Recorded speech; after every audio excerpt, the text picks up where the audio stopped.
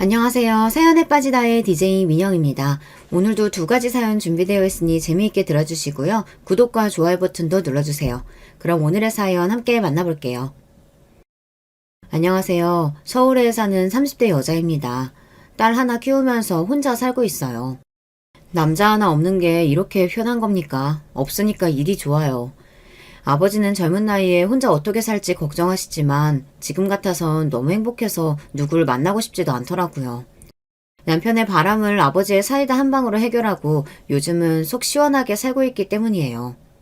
어릴 때 읽은 동화를 보면 은혜도 모르는 짐승들이 많이 나오잖아요. 구덩이에 빠진 호랑이를 구해줬더니 나중에는 사람이나 잡아먹으려고 하고 말이에요. 우리 남편이 딱 그런 사람이었어요. 짐승이라는 표현이 찰떡이네요.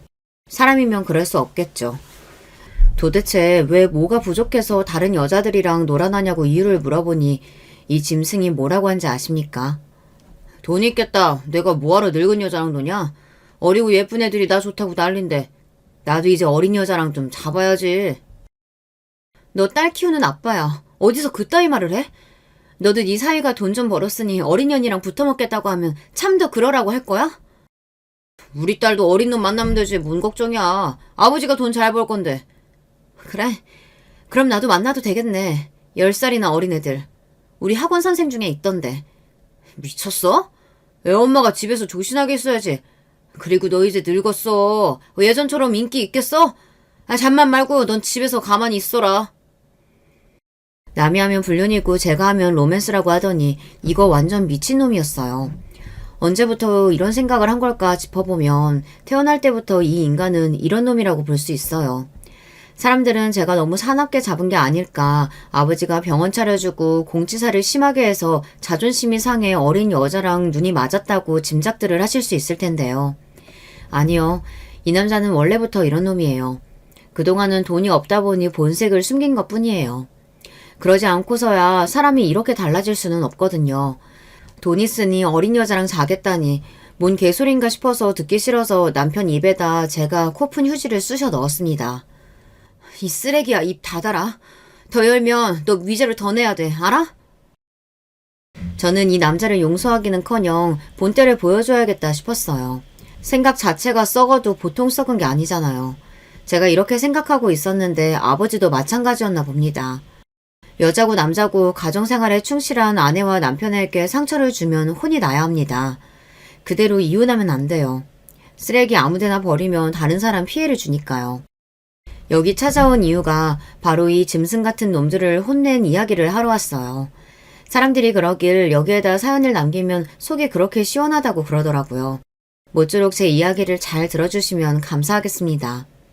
우리 아버지는 동네에서 소문난 딸바보였어요. 엄마는 난소에 문제가 생겨 임신이 힘든 상황이지만 어렵게 저를 낳았거든요. 그래서 아버지는 제가 태어난 후 불면 날아갈까 금지 오겹으로 키우셨어요. 하긴 어떤 사람이 자기 자식이 안 귀하게 여기겠어요. 하지만 아버지는 유별나게 딸을 사랑했죠. 아버지는 공인중개사로 일하시다 부동산 투자로 돈을 벌었어요. 그래서 건물도 사고 임대사업도 시작하셨어요. 그래서 동네에서는 늘 유명한 사람이었습니다. 게다가 매일 저를 업고 다니는 바람에 사람들이 팔불출이라고 놀렸어요. 우리 딸이에요. 예쁘죠? 얘는 진짜 귀해서 바닥에 내려놓지도 못하겠어. 2살부터는 아버지 취미활동에 제가 감초 역할이었어요. 등산 산악회에 가도 저를 업고 가고 볼링을 치러 갈 때도 데려가셨죠. 미술학원도 같이 가고 피아노도 함께 배우고 심지어 발레학원도 제가 아파서 빠지게 되면 뭘 배웠는지 보고 와서는 저한테 알려주기까지 했어요. 하지만 시간이 지나니 아이들이 놀리기 시작하더라고요. 10살 무렵인가 제가 독립을 선언해서 더 이상 학교나 학원이나 친구 노는 데 오지는 않으셨는데 조금은 섭섭했다고 해요.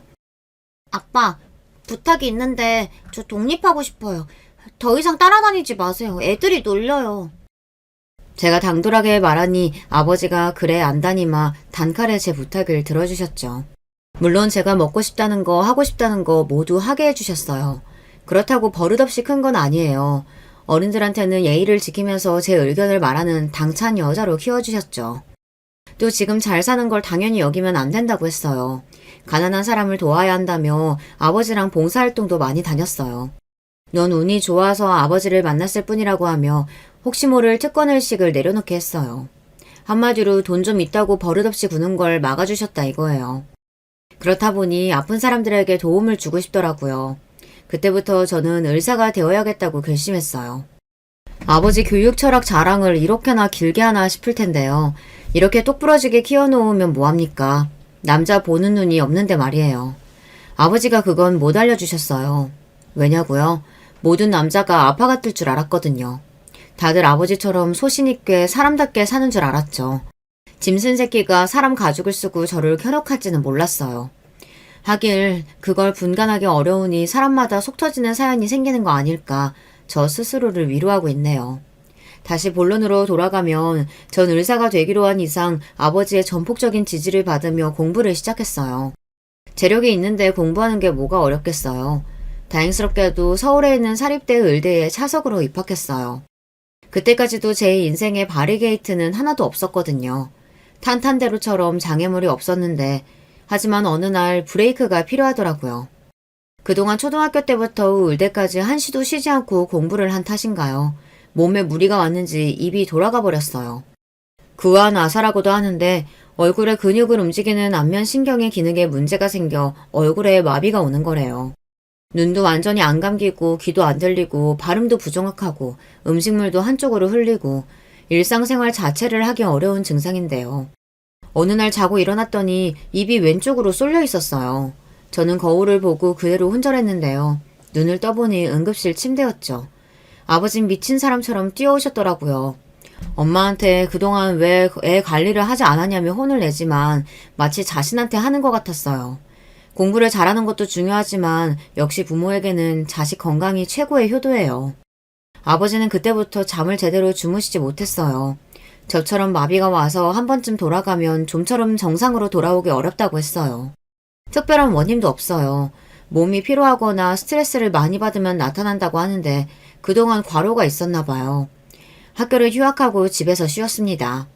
아버진 10만리를 따라다니며 산삼을 캐서 저를 먹이기까지 했죠. 1년을 꼬박 정성을 들이니 다행히 입이 제 위치로 오긴 하더라고요. 하지만 공부를 시작하니 다시 입이 돌아가고 말았어요. 결국 저는 의대를 그만두고 말았죠. 얼마나 울었는지 몰라요. 입이 돌아가기 전부터 사귀던 남자친구가 있었는데요. 바로 지금의 남편이에요. 동기로 제가 건강으로 무너지니 많은 의지가 되어주었어요. 그때는 사람다워 보이긴 했어요. 제가 영문과로 전과하고 영어 강사나 번역 일을 했어요. 남편은 군대를 다녀오고 남편은 인턴에서 레지던트 전문의까지 의사로 성장했어요. 왜냐고요? 바로 저의 뒷바라지가 있었기 때문이에요. 네모까지 열심히 해. 그러면 빠르게 개업할 수 있대. 아버지가 그랬어. 남편은 정형외과를 전공했는데요. 척추관절병원을 개업하는 게 자신의 바람이라고 그랬어요. 자기는 의사가 돼서 돈을 많이 벌고 싶지만 신부의 무릎이나 시부의 오십견도 고쳐주고 싶기에 정형외과를 선택했다고 했어요. 자기가 대학 1학년 때 부잣집 딸을 만날 줄 몰랐다고 해맑게 웃던 모습이 아직도 선해요. 나 그렇게 부자 아니야. 먹고 살 정도지. 자기는 도대체 어느 정도인데? 말하면 나 싫다고 도망갈 것 같아. 아버지 막노동하시고 엄만 건물 청소해. 집은 반지하 단칸방이고 아버지 빚도 있어. 아주 거지 같은 환경이지. 난 학원도 다녀본 적 없어. 아버지 오죽하면 공부 그만두래. 돈 없다고. 그렇구나. 근데 너 대단하다. 혼자 공부 열심히 했네. 이래도 나랑 사귈 수 있어? 애들이 그러는데 너희 아빠는 건물주라며? 건물이 한두 개가 아니라고 하던데. 그게 무슨 상관이야. 집안 환경은 관심 없어. 내가 원하는 건 변하지 않은 마음이야. 그건 나 자신 있다. 솔직히 너니까 사귀는 거지. 내 주제에 무슨 연애냐. 자수성가한 아버지와 남편이 비슷하게 느껴졌습니다. 의사가 돼서 가난한 사람을 돕겠다고 했는데 이왕 이렇게 됐으니 사랑하는 남자를 돕자는 생각이 강했어요. 만나는 남자애가 있는데 가정환경이 어려우니 아버지한테도 도와달라고 했어요. 선뜻 아버지가 남편을 만나보자고 하시더라고요. 자초지정을 돕고서 아버진 학비를 주시기로 했어요. 남편의 순수한 성품이 마음에 든다고 하셨죠. 학비 준다고 해서 우리 딸 억지로 만나지는 마라. 헤어지고 싶으면 헤어져도 돼. 앞으로 자네가 공부 열심히 하면 계속 줄 수 있거든. 나중에 갚으면 되는 거니까 세상은 넓고 여자는 많잖아. 아닙니다. 저한테는 오직 혜임이밖에 없습니다. 여기가 군대야? 오버하지 말고 작은 목소리로 말해. 장인어른 앞이라 너무 떨려. 죄송합니다, 장인어른. 목소리가 높아지네요. 벌써 장인어른이야? 우리 딸이랑 결혼하려면 적어도 10년은 지나야 돼. 그동안 자네 계속 지켜볼 거야. 어떤 놈인지. 아버지 앞에서 밥도 못 먹고 손을 달달 떨면서 저를 사랑한다고 하던 남자였어요. 적어도 그때는 말입니다. 그 후부터 남편은 우리 아버지 돈으로 공부하고 용돈도 받았어요. 10년 동안 다른 여자는 거들떠보지도 않았어요. 그렇다고 남편의 외모가 비호감은 아니에요. 학교나 병원에서 여러 유혹도 많았거든요. 레지던트 때도 소개팅부터 맞선 의뢰가 많이 들어왔다고 했어요. 심지어 유명 병원장이 자기 딸을 소개한다고 해도 거부했대요. 자신은 열렬히 사모하는 여자가 있다면서 출세할 기회를 뻥 차버렸다는데 그 당시에는 남편이 너무 사랑스러웠어요. 지금은 가증스러워 죽겠어요. 남편은 성격대로 넘보지 못할 나무는 애초부터 보지 않았을 뿐인데 말이에요. 지고지순한 사랑에 환상이 있던 저는 노래방 18번도 김범수의 끝사랑이에요. 노래 가사대로 남편이 내 첫사랑이고 끝사랑일 줄 알았거든요. 저는 연애할 때도 완벽하게 남편을 믿지 않았어요. 드라마 보면 그런 거 있잖아요. 의사가 되니 애인 버리고 권력자 딸과 결혼하고 이런 거 말이에요. 그러면 탱크라도 빌려서 밀어버려야지 싶었어요. 근데 이 남자 그런 유혹이 있어도 저를 선택하는 모습에 감동받고 말았던 거죠. 그럴 때면 남편은 어깨를 으쓱하며 한 번 순정은 영원한 순정이라고 말하곤 했어요. 아버지는 10년 정도 지켜봤는데 그만한 놈 없다며 결혼을 허락했죠. 시모와 시부는 평범한 분들이었어요. 우리 아버지가 남편을 의사로 만들어놨으니 시부모님은 아무 말도 못했을 거예요. 안 그랬으면 의대부터 전공의가 될 때까지 공부를 쉬지 않고 할 수 없었겠죠. 결혼은 쉬웠어요. 형제도 없어서 예단도 간단했고 당연히 집도 아버지가 해주셨어요. 30평대 아파트에서 저희는 신혼을 시작했고 아기도 바로 갖게 되었어요. 아버지는 저 닮은 딸이라고 또 얼마나 좋아하시는지요. 대학병원에서 경력을 좀 쌓고 나자 아버지가 남편을 데리고 어느 건물 앞에 섰어요. 자네 3층이 좋아 4층이 좋아. 혜임이 영어학원은 5층이야 참고로. 전 3층이 좋은데요. 여기 사거리에다가 지하철 입구랑 얼마 안 떨어져 있네요. 주변에 아파트 단지도 많고 입지 좋습니다 장인어른. 여기 위치 선정하느라 고민했다. 이제 우리 딸이랑 돈 알뜰하게 모아서 자네 건물 하나 사서 여기 나가야지. 그때 내가 소개는 해줄게. 물려주시는 거 아니에요? 저희가 70억 하는 빌딩을 언제 삽니까? 장인어른 다른 따님이 어디 또 있으세요? 애엄마 주신다고 했잖아요. 어쭈, 건물 때문에 우리 딸하고 결혼했어? 그래서 나 죽을 때 기다리는 거냐? 안 죽어, 불사신이야. 농담입니다, 농담. 아버님 오늘 시간 되시면 한잔 할까요? 제가 사드려야죠. 어디서 사줄 건데? 쏠리면 크게 쏴라. 남자가 배포 있게 말이야. 어디긴 어디예요. 토끼 같은 따님이 계시는 우리 집으로 가셔야죠. 한 푼이라도 아끼려면. 아버지는 6층짜리 건물에 제 영어학원이랑 남편의 정형외과를 만들어 주셨어요. 저는 집에 있겠다 했지만 여자도 일을 해야 남편이 무시하지 않는다며 굳이 학원을 개원하라고 하시네요. 저도 원장이 되고 남편도 원장이 되어야 한다는 거였죠. 우리 딸은 본인이 봐준다면서요. 저는 눈물이 났습니다. 아버지의 배려에 감사했어요. 또한 정형외과는 오픈시 들어가는 비용이 상상을 초월하더라고요. 기계 하나에 1억이 넘는 것도 있었어요. 아버지의 무한한 사랑 덕분에 성대하게 병원이 완성되었죠. 개업식에는 시부모님도 초대했는데요. 진찰실, 엑스레이실, 물리치료실, 대기실 이렇게 마련된 세련되고 최첨단 병원 내부에 감탄한 시부와 시모는 우리 아버지 손을 잡으며 감사의 눈물을 흘렸어요. 우리 아들이 복이 있습니다. 이렇게 좋은 사돈을 만나고 말입니다. 하긴 우리 며느리가 복덩이죠. 고맙다 아가. 그럼요. 우리 며느리가 천사죠. 아들만 낳아주면 더 좋지만. 뭔 소리야. 우리 혜임이 몸 약해서 안 돼. 그런 쓸데없는 소리 하려면 가세요. 말이 그렇단 거지. 알았다 알았어. 나도 우리 손녀만 있으면 돼. 오시느라 고생하셨는데 집으로 가셔서 식사라도 하세요. 아이고 사돈 감사합니다. 그래야죠. 우리 노인애들이 있어봤자 불편하죠. 무슨 말씀이세요? 불편하지 않아요. 아버지가 오신다고 하니 맛있는 거 많이 장만하셨어요. 그래, 가보자꾸나. 매번 우리 감사만 하고 있구나. 그나저나 아가, 네 학원도 위에 있나? 아직 거긴 오픈 전이에요. 병원 먼저 하자고 제가 미뤘어요. 급한 것도 아닌데요, 뭐. 다른 집 며느리들은 의사 남편 만나서 벌어오는 돈 족족 쓰기 바쁘다는데 우리 며느리는 돈도 벌려고 해? 대단하다, 대단해.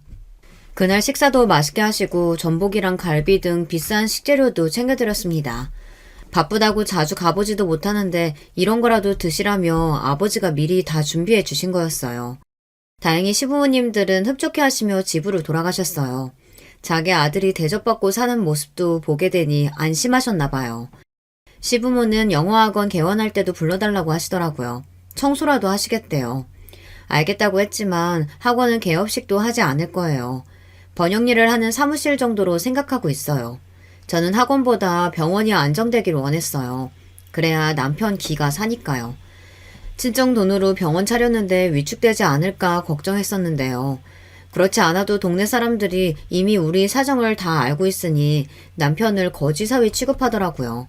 몸뚱이 하나만으로 장가왔다 이거죠. 남이 제 남편을 무시하니 너무 속상하고 저는 남편이 더 잘 되기를 바랬는데요. 입소문이 중요하듯이 초반에는 사람이 몰리진 않았어요. 요새는 병원도 빠르게 개업하고 폐업하는 상황이 많아서 걱정이었죠. 영어학원은 성인반 위주의 수업을 하니 사람들의 수요가 늘어나고 있었는데 병원은 파리만 날린다고 하니 괜히 제가 미안한 거 있죠. 그때 아버지가 학원에 오셨어요. 왜 표정이 그래? 박서방 병원에 사람 없다고 네가 죽상이면 어떡해? 요새 집에 오면 기운이 빠져서 축 늘어져 있어요. 저번에는 서재에 들어가서 한참 만에 나오더라고요. 적자가 심각하다면서. 이 동네에 갑자기 정형외과들이 많이 늘어났어. 사거리 건너편에도 하나 더 생긴다고 하던데. 결국 라연이 아빠 병원만 안 되는 거잖아. 어떡하면 좋아? 간호사랑 물리치료사도 중요한 것 같아. 간호사랑 물리치료사도 중요한 것 같아. 우리 병원 직원들은 친절한 사람이 없는 것 같고. 그나저나 무슨 일로 오신 거예요? 이제 물어보냐?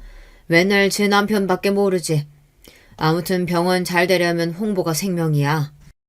아버지가 갑자기 싱글벙글 웃더니 남편 병원으로 함께 내려가자고 했습니다. 아버지의 건물에서 드라마 촬영을 한 적이 있는데 그때 담당 PD랑 아버지가 친하게 지냈대요. 그러다 다른 프로그램에서 의사 섭외가 필요한 상황이 발생했는데 아버지 사위가 의사라는 말을 듣고 전화를 했다고 합니다. 아침 건강 프로그램으로 정형외과 건강 정보를 알려주면 되는 일이며 일주일에 한 번 정도 출연 예정이라며 남편의 의사를 물었죠. 당연히 나가야죠. 장인어른 정말 감사합니다. 이 은혜에 꼭 갚겠습니다. 허우대가 멀쩡한 의사가 나와서 설명까지 잘하니 시청자들이 좋아했어요. 그러다 보니 전국 각지에서 환자들이 남편 병원을 찾아오기 시작했어요. 한 달만 하기로 한 출연 계획이 6개월로 늘어났습니다. 그랬더니 더 많은 환자가 오더라고요. 병원에 환자가 없을 때는 비 맞은 개처럼 축 늘어져 있었거든요. 반년 만에 남편의 어깨가 태평양처럼 펴진 모습을 보니 제 기분이 좋더라고요. 정기적으로 프로그램에 출연하는 것은 끝났지만 그 후에 의사 패널이 필요할 때 각 방송사에서 남편을 찾았더라고요. 그렇게 인기가 있으니 한 회사에서 남편의 유튜브 채널을 만들고 관리해주겠다고 했어요.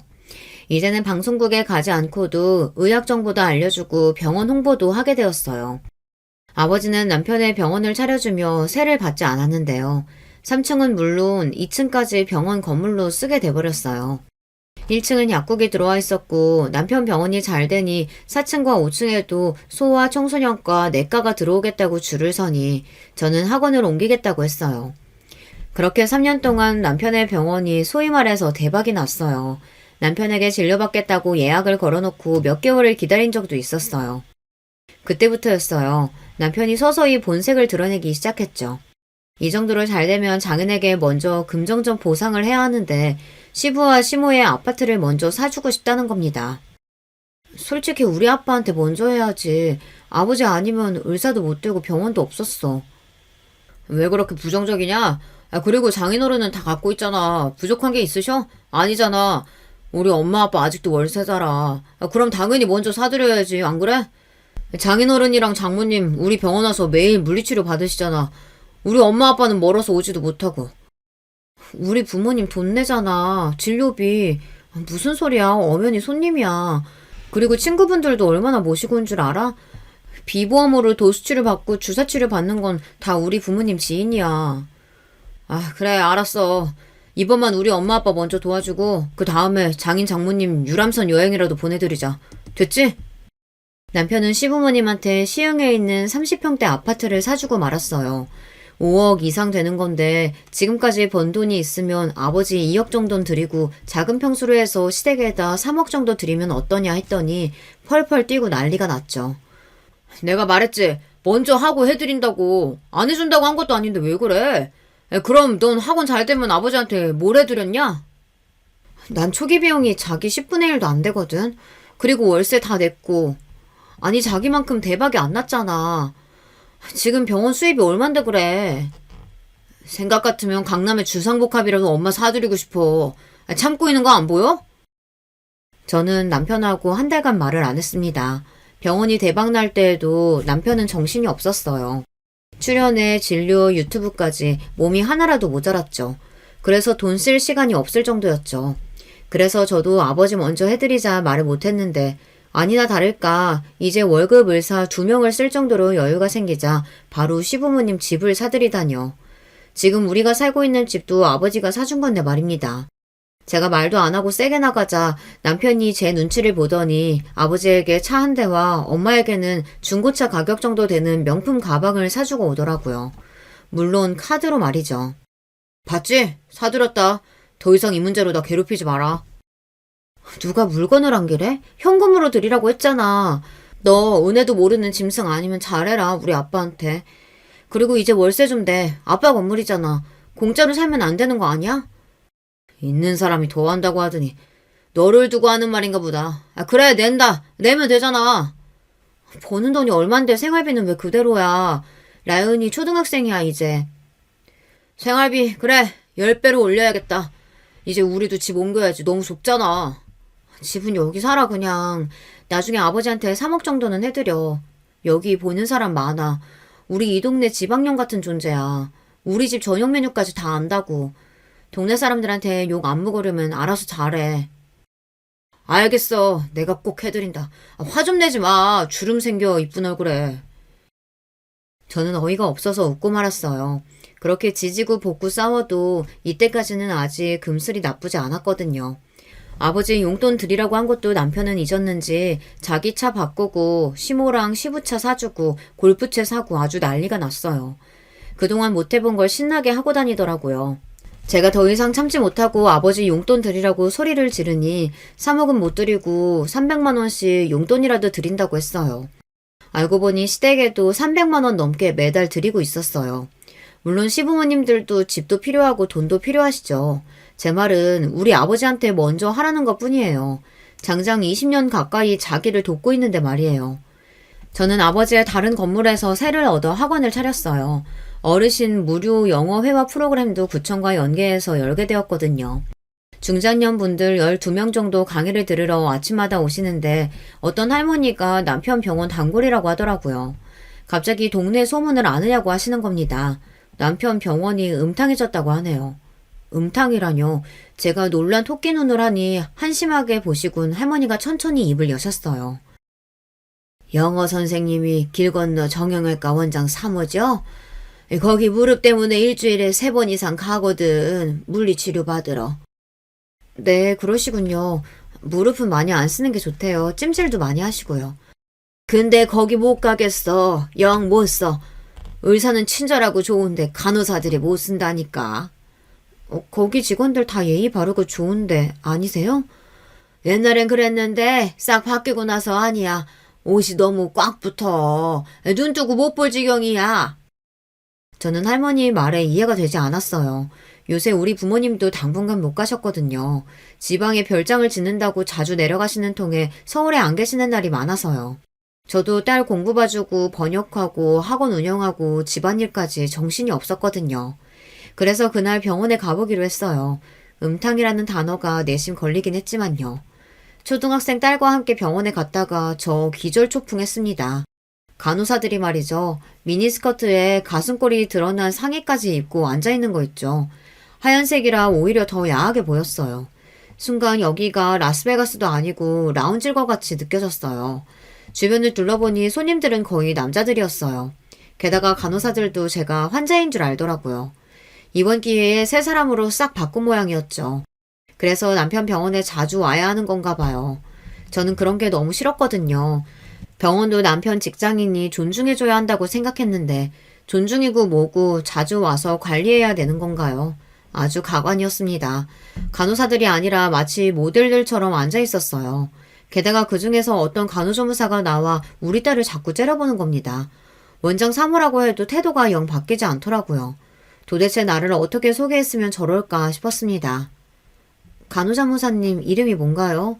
왜 명찰도 안 달고 저기 할머니 침대에서 내려오는데 붙잡는 사람도 없어요. 여기 담당 간호사 누구예요? 간호실장님 안 계세요? 네? 안시연인데요. 실장은 저예요. 할머니 담당은 물리치료사고 명찰은 달 곳이 없었어요. 다 기어가는 목소리로 이렇게 대답하는 거였죠. 간호조무사 된 지 1년도 안 된 여자가 무슨 실장이라고. 그래도 얼굴은 가장 예뻤어요. 무슨 걸그룹 멤버처럼 앉아있긴 했어요. 저는 됐다고 하고 병원을 빠져나왔어요. 진료실로 가서 당장 붙들고 나오고 싶은데 아이를 데리고 집으로 돌아왔습니다. 퇴근 시간만 기다리고 있었는데요. 아니 온다고 했으면 와야지. 기다렸잖아. 라윤이랑 밥 먹자며. 성적으로 무슨 문제 있니? 아니면 클럽에 가고 싶어? 그것도 아니면 정신 문제야? 뭐라는 거야 또? 넌 내가 병원 대박난 이후부터 더 날카로워. 왜 그래? 간호조무사들이 왜 그러고 입고 앉아있는데 치마는 왜 그렇게 짧아? 팬티 다 보이겠던데. 아 그거? 요즘 MG 간호사들이 패션에 관심이 많더라고. 외국에 있는 간호사 같지 않아? 새로 나온 유니폼이라고 입고 싶다고 해서 입혔는데 아니야? 사람들이 욕하고 난리 났어. 애들이 바꾸던지 유니폼을 바꿔. 왜 보기에 창피하지도 않아? 음탕하대 어떤 할머니가. 음탕? 간호사가 예쁘면 오히려 환자들 정신건강에 좋대. 예쁘다니. 할머니 한 분이 식겁했다고 나한테 그러시던데. 아버지 오시기 전에 당장 바꿔. 아니면 나 병원에 매일 출근할 거니까 그렇게 알고. 예전에 나이 지긋한 간호사들이 푸근하고 친절하고 좋던데 죄다 해고하고 어린 간호사무사들로 채우면 어떡해. 네가 병원장이냐? 내가 알아서 할 테니까 간섭 좀 하지 마. 그게 무슨 간섭이야. 병원에 대해서 나는 한마디 발언권도 없어? 그리고 안시연? 걔 뭐야? 실장인데 경험이 없어? 명품 쇼하는 줄 알았어. 넌 그게 문제야. 안시연이 네 친구냐? 그리고 실장 경험으로 하냐? 너처럼 부자 아빠나 있어야 명품 입냐고. 시연이, 아니 안 실장한테 뭐라고 했어? 놀고 있네. 안시연이 친구였으면 확 그냥 속눈썹 뜯어놨어. 직원 관리해라. 옷 다 바꾸고. 나 이 정도 말할 권리 있다. 알지?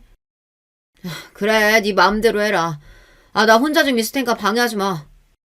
남편은 한숨을 쉬더니 샤워하고 서재로 들어갔어요. 기분 나쁘면 꼭 각방을 쓰게 되는 버릇이 생겼어요. 그러지 말라고 해도 남편은 서재로 가서 안 나왔어요. 그게 바람의 첫 단계인 줄은 몰랐지만요. 평소 병원 일에 배나라 감나라 하지는 않았습니다. 그래도 참고 넘길 수가 없더라고요.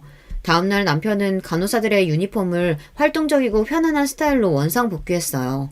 그때는 내 의견을 잘 들어준다고 생각했는데 지금 돌아보니 병원에 자꾸 찾아올까 그랬나 봐요. 그렇게 몇 개월이 더 흘러갔어요. 하지만 여자의 촉이 있잖아요. 남편의 모습이 예사롭지 않아 보였어요. 전보다 패션에 관심을 더 두는 것 같았어요.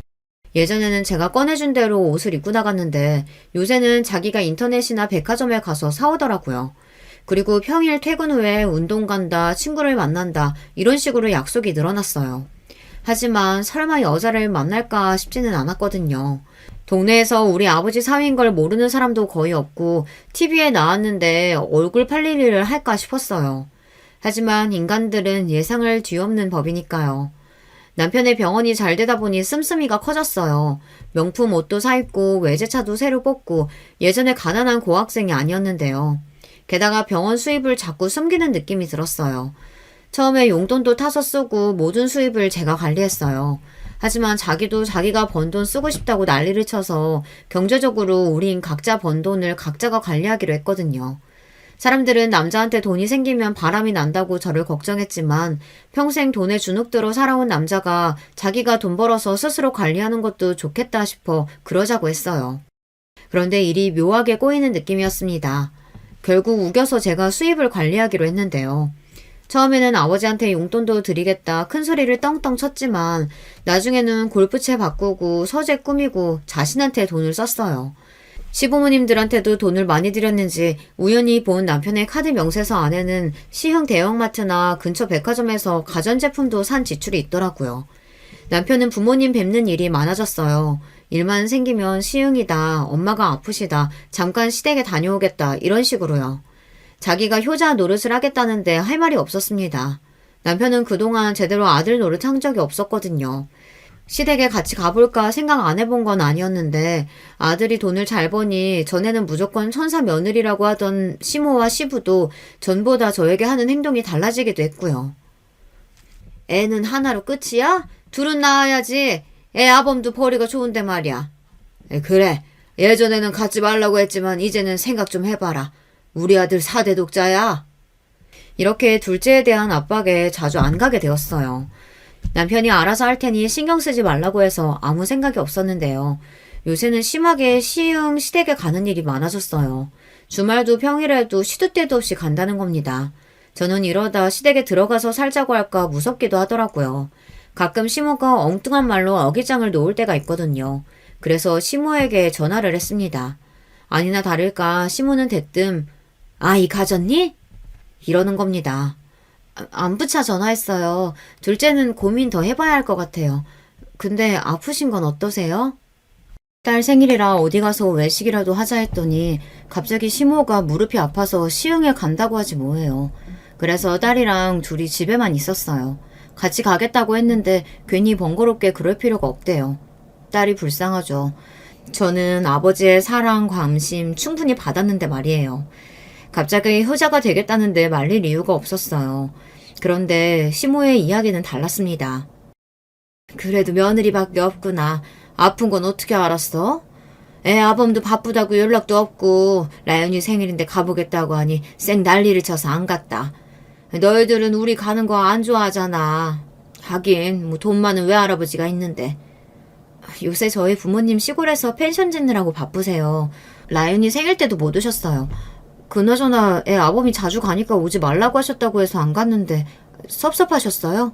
자주 오긴 저번에 월세 밀렸다고 하니까 그때 겨우 한 번 오긴 왔지. 월세요? 어머님 저번에 애 아빠가 집 사드렸다고 하던데 5억 7천이잖아요. 사주긴 네가 반대한다고 안 된다고 하더라. 사돈 먼저 드려야 한다며. 그건 맞지. 그 어른 아니면 우리 아들 의대라도 졸업했을까 싶다. 우리 월세야. 그래도 덕분에 아파트 월세지만. 얘야, 왜 말을 안 하니? 화났니? 아무튼 우리 네 눈치 봐서 용돈도 제대로 못 받는다. 그런 줄 알아. 라연이랑 한번 와. 그럼 끊는다. 저는 머릿속이 하얗게 변하는 느낌이었어요. 이 인간이 6억 가까이 되는 돈을 어디다 썼을까요? 도박? 술? 아니요. 술도 못하고 지는 걸 싫어해서 도박도 안 해요. 그럼 여자 아니겠어요? 여자라. 근데 바쁜 일상 중에서 언제 여자를 만났을까요? 환자? 대부분 중년 이상인데. 그러면 건물 주변의 사람들? 동창?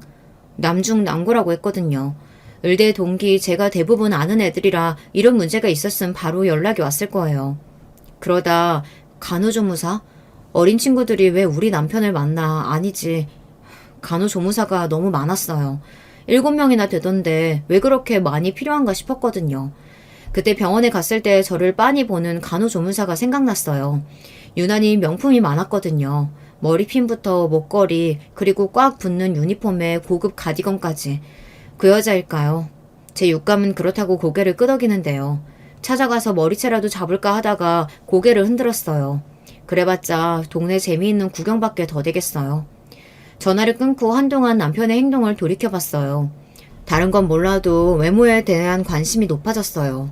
게다가 MZ세대에 유행하는 말투도 많이 하고 성형수술을 할까 고민하기도 했거든요. 기분이 묘했어요. 말하지 않아도 바람이란 감이 오긴 했어요. 하지만 눈으로 보고 싶은 것이 사람의 마음이잖아요. 그 더러운 꼴을 봐야 하나요? 샤워하고 있는 남편 몰래 핸드폰을 가져와 비번을 풀고 확인하고 미행해서 현장을 덮쳐야 하나 오만 가지 생각이 파도처럼 밀려왔어요. 그러나 더러운 일에 에너지를 낭비하기 싫었거든요. 저는 심부름 센터를 이용하기로 했어요. 저 대신 남편 뒤를 캐는 게 훨씬 체계적일 수 있거든요. 그런데 말이에요. 전화로 상담할 때는 괜찮았는데 막상 그런 곳에 가려 하니 억장이 무너지는 거 있죠. 그날 밤이었어요. 어머니한테 차라도 한 대 사드릴까? 요새 통 걷지를 못해. 그래, 사드려. 언제 사드릴 건데? 근데 어머니 면허는 있어? 면허도 따야지. 그럼 돈 많이 들 텐데. 장인어른 생신 때 용돈이라도 드리려고 했는데 없어도 화내면 안 된다. 같이 가서 사드리자. 어머니 얼굴도 뵙고 식사나 하고 오자. 가면 당신 기분이나 나쁘지. 아이 타령하실 텐데. 그럼 라윤이라도 데리고 가. 할머니랑 할아버지 보고 싶대. 라윤이 공부해야지 거길 왜 데리고 가. 당신 닮아서 몸도 약한데. 이러면서 다시 서재로 들어가는 겁니다. 이번에는 알 수 없는 존재가 차를 사달라고 한 모양이죠. 그 다음 날로 저는 심부름센터의 문을 열었습니다. 초장의 증거를 확보해야 다른 말을 안 하겠다 싶었거든요. 그러나 마음 한쪽으로는 바람이 아니길 빌었어요. 피말리는 2주가 지났습니다. 센터 방문하라는 통보를 받았거든요. 오셨어요? 2주 힘드셨죠? 그래도 증거 제대로 잡았습니다. 저는 증거라는 말에 다리가 다 후들후들 떨려왔습니다. 상대가 누군지 궁금해요. 정말 바람 피운 거 맞아요? 저의 목소리가 점점 격앙되었습니다. 센터 소장은 진정하라며 저에게 생수 한 병을 건네줬습니다. 주변에 있는 분이던데 왜 모르셨어요? 병원에 있는 간호조무사예요. 나이는 25살, 이름은 안시연. 여자 인스타 보니까 작년부터 사귄 것 같더라고요. 시흥 유자의 아파트 맞죠? 그리고 차도 사줬죠, 이번에. 네, 아파트 전세 얻어줬고요. 그리고 2,500만 원 차 바꿔주고. 아파트 안에 들어가 3시간 있다 나오는 사진, 시흥 대형마트에서 식사하는 사진, 정말 다시 보기 싫은 사진들을 소장이 보여주더라고요. 전 알겠다고 하면서 봉투에 증거 사진을 담았습니다. 불륜으로 이혼 준비하실 거면 저희 증거 소용없는 거 아시죠? 모쪼록 유용하게 쓰세요. 본인 일부러 자백하는 그게 최고예요. 사진 보여주시면 다 이야기하겠죠. 저는 그 길로 차를 타고 집에 오는데 왜 그렇게 눈물이 날까요? 저의 첫사랑이자 끝사랑이 서서히 막을 내려서 그런가요? 집에 들어오니 딸이 저를 보고 소리를 질렀어요. 제 입이 다시 왼쪽으로 쏠려버렸어요. 입이 돌아가 버린 겁니다. 병원에 있는데 남편이 아닌 아버지가 먼저 달려왔어요. 마침 라윤이 생일 때도 못 와서 일을 대강 마무리하고 올라오셨나 봐요. 너 입이 왜 돌아갔어? 얼굴은 왜 그 모양이고? 박서방 때문에 그래? 여자 맞아? 아버지도 아세요? 근데 왜 말 안 했어요? 내가 뭘 알아? 어제 김 사장이 우리 사이가 어떤 여자랑 걸어가는 거 봤다고 하더라. 백화점에서 말이야. 네 얼굴 보니까 물어본 거지. 그럼 확실한 거야? 김 사장 아저씨 입 가벼운데. 아빠 죄송해요. 네가 왜 죄송해? 네 잘못 아니야. 이 자식이 안 그럴 줄 알았는데. 넌 입 돌아간 거나 관리해. 아빠가 알아서 할게. 라연이도 걱정하지 마라. 지금 엄마가 밥 먹이고 있다. 안 살려고요. 죄송해요. 이혼하고 싶어요. 거짓말을 너무 많이 했어, 나한테. 자기 부모를 판 놈이야. 같이 못 살아요. 그러니 뭐 하려고 하지 마세요. 다 필요 없어요. 그래, 그건 너와의 관계고 그 자식 나랑 볼 일 있잖아. 나 그럴 권리 있어. 병원 건물주야. 잊지 마. 사람들은 제가 남편을 징그럽게 오래 봤으니 헤어지기 어렵겠다 싶을 텐데요. 이게 오만정이 다 떨어지니 순식간에 남편이 완전 남이 되어버렸어요. 옆에 오는 것도 소름이 끼치네요. 그런데 아버지가 어떻게 하셨는지 병원으로 바로 나쁜 남이 찾아왔어요. 여보, 혜임아, 아프면 연락을 해야지. 내가 얼마나 놀란 줄 알아? 저는 꺼지라고 소리만 질렀어요. 그랬더니 남편이 무릎을 꿇는 거 있죠. 차라리 그 여자가 좋으니까 같이 살라고 했어요. 역겹지만 말이에요. 저는 정이 다 떨어졌어요. 이번 한 번만 봐줘. 그동안 우리 아무 문제 없었잖아. 진짜 안 해. 진짜 안 할게 이제 여보. 싫어. 너 지겨워. 그만하자. 너 의사잖아. 병원도 있잖아. 그럼 됐지? 조용히 헤어져. 그 대신 앞으로 돈 벌어서 우리 아버지한테 빚진 거 다 갚아. 장인어른이랑 왜 똑같이 말 맞추면 나보고 어떡하라고. 나보고 평생 노예하라고 계약서 쓰래. 30년으로 일해서 월 1,500씩 갚으라고 하던데 그건 말이 안 되잖아. 그러니까 왜 바람을 피워. 가만히 있으면 다 네 거잖아. 아랫도리를 왜 가만히 두지 못하니? 우리 대학 동기 다 바람 피워. 지우, 혜진이, 또 누구냐, 진호, 민규 다 바람 피운다고. 왜 나는 안 돼? 다 어린 놈들하고 자는데 왜 나는 안 되냐고. 어떤 놈은 월마다 여자를 바꾸더라. 돈 있는데 어린애들하고 잡아야지. 넌 안 되겠다. 의사도 하지 마라, 이 미친놈아. 어린애하고 자려고 의사하니? 별 미친. 그럼 나도 잡아야겠네. 어린 놈들하고. 나는 왜 못 자? 너도 자는데? 애 엄마가 무슨 소리야. 넌 차력이 약해서 안 돼. 이만한 일로 입 돌아간 주제에 누구랑 자냐? 야, 그러면 왜 거짓말해? 차라리 애들이랑 자고 싶다고 하지. 그때 이혼하게. 왜 엄마 아빠 집 사준다고 그 난리야. 집 사주려고 했어. 그때 소민이가 울잖아. 집이 없다고. 나 진짜 억울해. 이런 놈을 믿고 살았다니. 그만해. 난 너랑 헤어질 거야. 그리고 새롭게 다시 시작할 거야. 그러니까 꺼져. 애도 볼 생각하지 마. 저는 병원 경비원까지 호출해서 남편을 끌어냈어요. 사람들은 하나 둘 모였어요. 남편이 개처럼 질질 끌려가니 속이 조금 편하더라고요. 입만 살아서 끝까지 저러고 싶을까요? 차라리 그 여자애를 사랑이라도 한다고 해도 억장이 무너질 판인데 완전 쓰레기잖아요. 쓰레기. 역시 쓰레기는 버려야 냄새가 안 나겠죠. 아버지는 의외로 그 여자의 부모를 찾아간 모양이에요. 여자의 부모가 하필 우리 아빠 건물에서 장사를 하네요. 이게 악연인가요? 그동안 잘해준 건물주의 등장도 황송한데 불륜이니 바람이니 하는 통에 부모가 난리가 난 모양이에요. 다신 장사 못하게 하겠다고 하니 딸 단속시키겠다고 했대요. 아버지는 전세금을 돌려받았고 여자애한테 사준 냉장고며 에어컨, 명품 가방, 자동차까지 다 받아냈어요. 다 주면 다른 가게 자리를 알아봐 준다고 하셨대요. 아버지는 남편을 끌고 시흥 시댁으로 쳐들어간 모양입니다. 시모랑 시부가 바들바들 떨고 앉아있었겠죠. 장인어른, 아무리 그래도 부모님 앞에 저를 끌고 오시면 어떡해요. 그러면 억울이야? 너 진짜 뻔뻔하다. 한 가지 물어봅시다, 사돈.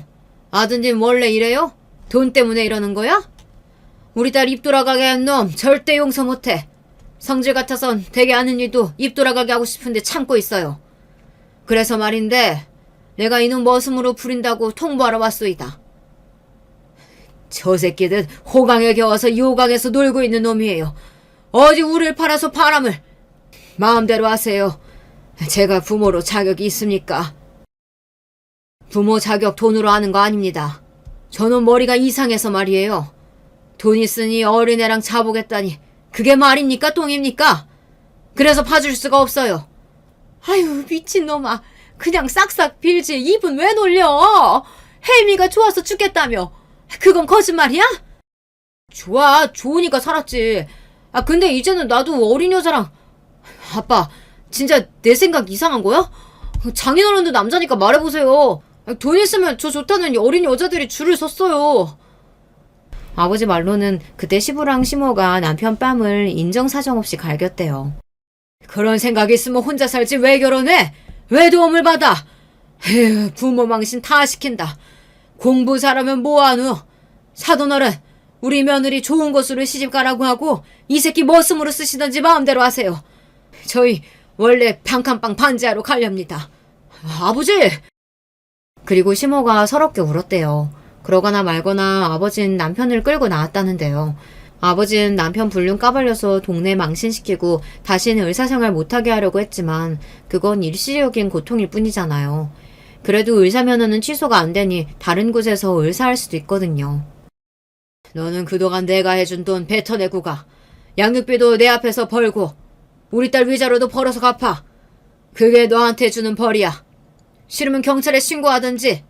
동네 아저씨들이 혜임이 입 돌아가게 했다고 너 죽인다고 하던데 어떻게 할래? 병원에 사람이 오겠어요? 소문이 나서. 그게 걱정이냐? 다른 데 얻어주면 되지. 어차피 너 여기서 쫓아내도 다른 데서 월급 을사하겠지. 사람 죽여도 을사하는데 뭐 그깟 간호조무사랑 놀아난 거 그걸로 면허가 취소되겠냐? 억울해서 안 돼. 30년은 안 돼요. 라연이 20살 때까지. 됐지? 그 대신 이혼은 한대. 이런 계약 싫으면 법으로 하든지. 난 다른 걸로 할 거야. 요새 주먹이 근질근질했는데 너 보내고 나도 가지 뭐. 그렇게 해서 남편은 제가 사는 지역 멀리 정형외과를 다시 개업했어요. 거기서 제법 돈이 들어옵니다. 주말도 없이 일을 한다고 하는데요. 웃긴 건 간호자무사 다 남자로 채워놨대요. 물리치료사 남자, 건물 청소도 남자라고 합니다. 남편은 출근하고 퇴근도 아버지에게 다 보고하고 점심값, 저녁값 타서 고시원에 가요. 그리고 수입을 우리에게 주는 겁니다. 저는 신경 딱 끊기로 했어요. 집에 그 인간이 없으니 살만한 거 있죠. 입도 제자리를 찾았어요. 간호조무사 머리채라도 잡아야 하는 거 아니냐고 엄마가 저에게 묻더라고요. 미쳤어. 그거 잡아봤자 내 손만 더러워져. 그 여자는 한 번 했으니 다른 데 가서 또 해. 내연녀도 중독이야. 중독자는 내가 처리하지 못하지. 간호일 못한대. 소문 짱났나 봐. 하긴 이 동네에서 너 건들면 어떻게 되는지 몰라. 에휴, 미련한 것들. 누가 그러더라고요. 아버지 없는 사람 서러워서 살겠냐고요. 맞아요. 저는 아버지 덕분에 속도 시원해지고 입이 제자리로 돌아왔어요. 시흥 아파트에 가서 내연녀랑 난리치고 남편하고 싸우고 이런 일 안 해서 더 고마웠어요. 이혼하고도 남편은 2년째 우리 집에 돈을 가져옵니다. 아주 거짓골을 하고 말이죠. 하루는 울면서 미안하다고 집 앞에서 통곡을 하는데 안 받아줬어요. 아마 매일 밤 후회의 눈물을 흘려도 다시 그 상황이 되면 또 바람날 수밖에 없어요. 처음부터 안 할 사람은 안 할 테니까요. 여기까지 들어주셔서 너무 감사해요. 여러분께는 늘 좋은 일만 있으시길 바랄게요. 안녕하세요. 저는 미국에서 미국인 남편과 토끼 같은 아들과 딸을 키우며 사는 40대 여자입니다. 지구 반대편에서 사는 저는 심심하면 삿바 채널을 즐겨 듣고는 해요. 아이들이 학교에 가고 남편도 일하러 가면 집에 혼자 남게 되거든요. 저도 집에서 간단한 번역 같은 부업을 하고 있는데 어디까지나 부업이라 남는 게 시간이랍니다. 성격상 가만히 있는 것을 못해서 남는 시간이 있으면 뭐라도 하는 편인데요. 그럴 때마다 사연을 틀어놓고 집안일을 하거나 서류 정리를 하고는 해요. 들으면서 같이 웃기도 하고 울기도 하며 즐거운 시간을 보내고 있답니다. 그러다 얼마 전에 저한테도 들려드리고 싶은 사건이 발생했어요. 매번 들을 때는 저런 일도 있나 싶었는데 현실은 역시 영화보다 더하더라고요. 그럼 바로 시작하겠습니다. 저는 3남매 중 둘째로 태어났습니다. 위아래로는 오빠와 남동생이 있어서 저 혼자 여자로 자랐어요. 이렇게 말하면 대부분이 저에게 오빠와 남동생에게 많이 치이고 살았냐고 물어보더라고요. 하지만 절대 아니었답니다. 얘 성희야, 너 또 친구 때렸다며? 그러면 어떡해. 엄마가 아무리 그래도 친구 때리면 안 된다고 몇 번 얘기했어. 어? 선생님께 또 전화 왔잖아. 또 그 집 엄마 우리 집 찾아오게 생겼잖니. 아, 동네 창피해서 엄마가 못 돌아다녀. 걔가 우리 성민이 키 작다고 괴롭히잖아. 엄마가 무슨 일이 있어도 가족이 최우선이라며. 엄마 말대로 한 건데 왜 나한테 뭐라 그래? 만약 걔가 성민이 안 건드렸으면 나도 걔 안 때렸어. 엄마, 그래도 누나가 저번에 나 놀린 애 때려서 이제 애들이 안 괴롭혀. 나는 누나가 슈퍼맨 같아. 누나만 있으면 아무도 나를 놀리지 않아서 좋단 말이야. 거봐! 애 나 없으면 어디 가서 맞고 다닌다니까? 오히려 엄마는 나를 칭찬해야지. 나한테 그렇게 뭐라 하면 어떡해? 저번에 오빠도 나한테 고맙다고 했어. 그래, 성희가 그래도 자기 오빠랑 동생은 끔찍하게 생각하잖아. 나는 우리 딸이 저렇게 드세서 오히려 좋은데? 어디 가서 당하고 사는 것보다는 훨씬 낫지. 얼씨구, 아주 나를 빼고 자기들끼리 똘똘 뭉치네. 참나 웃겨. 성희, 너는 그래도 그렇게 애 얼굴을 피나게 하면 어떡해. 앞으로 때릴 거면 안 보이는 것을 위주로 때려. 적당히 하란 말이야. 비록 제 성격이 매우 드세서 마치 골목대장처럼 지냈어도 우리 가족은 서로 화목했어요.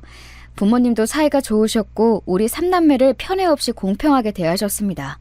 보통 둘째는 중간에 끼어서 사랑을 못 받고 자란다고 하잖아요. 하지만 우리 부모님은 언제나 삼남매를 동등하게 대하려고 노력하셨어요. 저 때는 남아선호 사상이 매우 심할 때였는데 그래도 제가 혼자 여자라고 오히려 아빠는 저를 더 챙겨주시곤 했답니다. 성희야, 우리 성희는 선생님이 보니까 참 기골이 장대해서 체육에 소질이 있어. 혹시 육상선수로 나갈 생각 없니? 부모님께 말씀드려봐. 심지어 저는 골격도 매우 크고 좋아서 또래보다 키도 훨씬 컸어요. 덕분에 학창시절에도 남자 학생과 싸워도 아무 문제가 없었답니다. 사실 동생은 어려서 키가 유달리 작고 허약했어요. 그래서 시비도 많이 걸렸는데 제가 그럴 때마다 나서서 물리치니 동생은 저 덕분에 걱정 없이 학교에 다닐 수 있었죠. 이렇게 제가 힘도 세고 성격이 좋지 않았다고 하면 혹시 일진이었냐고 물어보더라고요. 야, 너희 지금 뭐 하는 거야? 왜 자꾸 친구들 돈을 가져가는 거야? 돈 없으면 집에 가서 부모님한테 달라고 해야지. 이렇게 학교에서 친구들 괴롭혀도 되는 거야? 너희 친해? 친한 것도 아니잖아. 한 번만 또 이러면 그땐 바로 선생님께 달려갈 거야. 성희야, 고마워. 쟤들이 자꾸 나 찾아와서 돈 달라고 하는 거 너무 힘들었어. 너 덕분에 이제 나 안 건들 것 같아. 진짜 진심으로 고마워. 너 없었으면 엄마가 준 용돈 다 쟤들 줬을 거야. 일진은 아니었고 오히려 저는 일진들을 물리치는 존재였어요. 오죽하면 그런 저에게 고맙다고 어떤 친구의 부모님은 우리 집까지 찾아와서 과일을 주고 가신 적도 있답니다. 이렇게 자유로운 영혼으로 자란 저는 덕분에 친구들과 선생님들의 애정을 듬뿍 받았답니다. 우리 아버지가 예의를 상당히 중요하게 여기셔서 선생님들에게 제가 또 잘했거든요. 범생이라 공부를 잘했던 오빠와 허약했지만 공부를 잘했던 동생 사이에서 저는 사실 혼자만 공부를 못했어요. 그래도 우리 부모님은 저에게 공부하라는 소리를 전혀 하지 않았답니다. 오히려 우리 엄마의 소원은 바로 이거였어요. 공부는 못해도 좋으니까 제발 조신하게 행동하고 말해. 엄마는 네가 오빠처럼 좋은 명문대에 가거나 그런 거는 원하지도 않아. 그러니까 그냥 평범하게 살자. 어? 네가 불의를 못 참고 그러는 건 알겠는데 평범한 인생도 얼마나 좋니?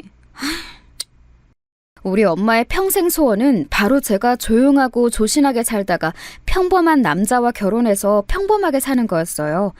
그런데 원래 평범하게 사는 게 가장 힘든 거 아시죠? 저는 성인이 되고 나서도 사건이 많았습니다. 저는 경기도에 있는 어느 4년제 대학에 입학했어요. 이제 대학생이 되었으니 얼마나 신났겠어요. 친구들과 같이 미팅도 하고 서울로 놀러 다니며 아주 즐거운 대학 생활을 했습니다. 그런데 슬프게도 미팅하면 할수록 저는 남자친구를 사귀는 것이 힘들었어요. 성희, 너는 조금 부담스러워. 나는 착하고 내 말을 잘 들어주는 여자가 좋아. 그런데 너는 성격이 너무 세서 나랑 맞지 않아. 목소리도 크고 자기 주장하는 게 인간적으로는 멋있는데 여자친구를 사귀고 싶은 마음은 없어. 미안. 뭐? 내가 뭐 어때서? 나는 그냥 오빠랑 잘 지내고 싶었을 뿐이야. 그게 그렇게 부담이었어? 내가 결혼하자고 한 것도 아니잖아. 그냥 같이 재밌게 데이트하자는 건데 이게 뭐가 그렇게 부담이 됐다고 그러는 거야? 네가 지금 이렇게 말하는 것도 여자로 느껴지지 않아. 미안. 그리고 우리 집하고 학과 건물 그만 찾아와 주라. 부담스러워. 저는 처음 시작한 첫사랑도 부담스럽다는 이유로 대차게 거절당했어요. 얼마나 슬펐는지 친구들과 술을 아주 많이 마시기도 했죠. 당당하고 어디서도 기죽지 않는 성격은 우리 가족에게는 해결사라 좋았지만 개인적인 연애사에선 길을 펼치지 못했답니다. 친오빠는 제가 대학생일 때 천사 같은 새언니를 만나 결혼했어요. 우리 오빠는 어릴 때부터 조용하게 공부만 했던 사람인데 새언니도 똑같이 참하고 조신하고 여성스러운 사람이었습니다. 둘이 있는 것을 보고 있으면 참 보기 좋은 조합이었어요. 새언니는 굉장히 조심스럽고 착한 사람이었는데 그래서 당당하고 할 말 다 하는 저를 부러워했습니다. 친오빠와 새언니가 사실 신혼집을 사기당할 뻔하기도 했었거든요. 아줌마, 분명히 저번에는 그냥 알아서 도배랑 다 해준다고 했잖아요. 그런데 이런 식으로 말 바꾸셔도 되는 거예요? 그리고 왜 자꾸 말이 만날 때마다 달라져요? 이렇게 착한 사람들이라고 막 등쳐먹고 이래도 되는 거예요? 네? 동네에서 장사하면서 이러면 안 되는 거지. 알겠으니까 그만 찾아와, 학생. 학생이 결혼하는 것도 아니잖아. 뭘 이렇게 찾아와서 난리치는 거야. 내가 학생 오빠네 부부한테 절대 사기 안 칠 테니까 그만 찾아와. 부동산 거래를 하다 보면 참 황당한 일들이 많잖아요. 우리 오빠와 새언니도 억울하게 당할 뻔했던 것을 변호사도 아닌 제가 나서서 해결했답니다. 이 사건으로 새언니와 새언니네 부모님까지 다 제 편으로 만들었어요. 새언니는 그 뒤로 저만 보면 눈을 초롱초롱 뜨고 제 도움이 필요할 때마다 저를 찾고는 했습니다. 언니가 그럴 때마다 저는 내심 기분이 좋았죠. 아가씨, 이번 소개팅은 진짜 괜찮아요. 내가 사전에 물어봤는데 활발하고 당당한 여성이 좋다고 하더라고요. 그러니까 이번엔 나 믿고 한 번만 나가봐요. 우리 아가씨 이렇게 멋진 사람인데 남자들은 왜 이러는 거야. 언니 됐어요. 저번에도 그 말에서 나갔다가 그 사람이 내 성격 보고 도망갔던 거 몰라요? 언니가 저 생각해서 신경 써주는 것은 알고 참 고마워요. 그런데 저는 괜찮아요. 엄마부터 언니까지 내 연애가 최대 관심사네요. 새언니는 제가 좋은 남자를 만나 결혼하는 것을 바랐어요. 언니가 얼마나 저를 생각하는지 알기 때문에 저는 고마웠지만 사실 언니가 소개해주는 사람은 다 제 성격을 부담스러워했답니다. 그렇게 대학 졸업반이 될 때까지 저는 연애를 제대로 해보지도 못했어요.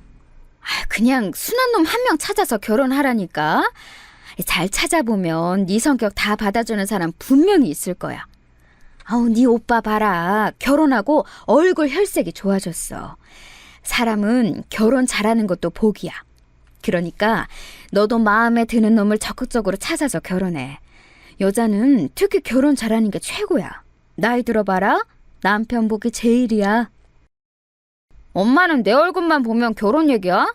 내가 알아서 한다고 했잖아. 그리고 순한 놈 찾으면 외모가 마음에 안 든다고. 나도 눈이 있는데 내 눈에 맞는 짝을 찾아야 하잖아. 엄마, 자꾸 결혼 얘기 계속하면 나 집에 안 들어와? 들어오지 마! 들어오지 말고 나가서 남자를 만나라고. 아니, 막내도 연애하는데 왜 너 혼자 연애를 못하고 있냐 이거야. 속 터져. 엄마는 제가 대학을 졸업하는 나이가 되자 더 남자를 만나라고 강요했어요. 오죽하면 선자리도 알아왔는데 몇 번 나가봐도 제가 마음에 들지 않거나 상대 쪽에서 마음에 안 들어했죠. 저도 내심 속으로 얼마나 초조했는지 모릅니다. 친구 중에는 제대로 연애하다 결혼해서 잘 사는 사람도 많았거든요. 이렇게 결혼 못하고 노처녀가 될까봐 두려웠어요. 하지만 이런 저에게도 운명의 상대가 나타나게 되었습니다. 말 그대로 운명처럼 나타난 그 사람은 미국인이었어요. 그날은 제가 친구를 만나러 서울에 갔던 날이랍니다. 서울역 앞에서 만나기로 했는데 어떤 사람이 저에게 말을 걸었어요. 네네. 외국인이네. 어떡하지? 나 영어 못하는데. 어디 가는데요? 나 영어 못해요. 어디 간다고? 명동? 명동! 오케이, 이리 와요. 그 외국인은 한눈에 봐도 눈에 띄는 외모를 가지고 있었습니다. 원래 남들 일에 참견하는 것을 좋아하는 저는 영어도 못하면서 그 외국인을 도와주었어요. 영어를 못하니까 그냥 한국말로 말했는데 이상하게 소통이 되더라고요. 근데 이름이 뭐예요? 이름. 이름이 영어로... 네임이 뭐예요? 케빈! 케빈, 반가워요. 나는 성희. 그렇게 서로의 이름만 겨우 교환하고 케빈을 데리고 명동으로 갔어요. 그렇게 저는 친구에게 다시 가려고 했는데 케빈은 자꾸 저를 따라왔습니다. 왜 따라와요? 명동 데려다 줬잖아. 나는 서울역 다시 가야 돼요. 친구 만나러 간다고요. 친구, 프렌드. 왜 이래? 슬프게도 저는 영어를 잘하지 못했어요. 케빈도 아주 기본적인 한국 단어를 제외하고 한국어에 능통하지 못했죠. 그런데 너무 즐겁고 놀라웠던 점은 그런데도 대화가 통한다는 거였습니다. 단어만 말하는데도 뜻이 통했어요. 결국 저는 케빈을 데리고 친구를 만나러 갔습니다. 야, 뭐냐? 왜? 저 외국인 뭐야? 나 너무 당황스러워. 야, 너 언제부터 영어 잘했어? 다 나 영어 한마디도 못하는데 어떡해. 이렇게 갑자기 데려온다고? 말도 없이? 야, 나도 오다가 만났어. 몰라, 말이 안 통하는데 자꾸 내 옆에서 따라와서 데리고 왔어. 그래도 사람은 착해 보여. 이것 봐, 혼자 웃고 있잖아. 계속 실실 웃던데? 야, 그냥 웃어. 그렇게 케빈과 우리는 말도 통하지 않았지만 아주 재미있는 시간을 보냈습니다. 집에 갈 때가 되었는데 케빈은 저에게 자기 전화번호를 알려줬어요. 얼떨결에 번호를 교환한 저는 아주 자연스럽게 케빈과 연락을 시작했습니다. 서로 영어와 한국어가 부족해서 사전을 끼고 대화했는데 그것조차 재밌었어요. 알고 봤더니 케빈은 한국으로 여행을 온 상태였습니다. 부모님이 한국과 관련된 사업을 하시는 분들이었죠. 그렇게 케빈과 저는 연인으로 발전하게 되었어요. 처음으로 만난 남자친구가 미국인이라니 친구들 사이에서 아주 유명해졌습니다. 아이, 남자를 만나라고 했더니 미국인을 만나네?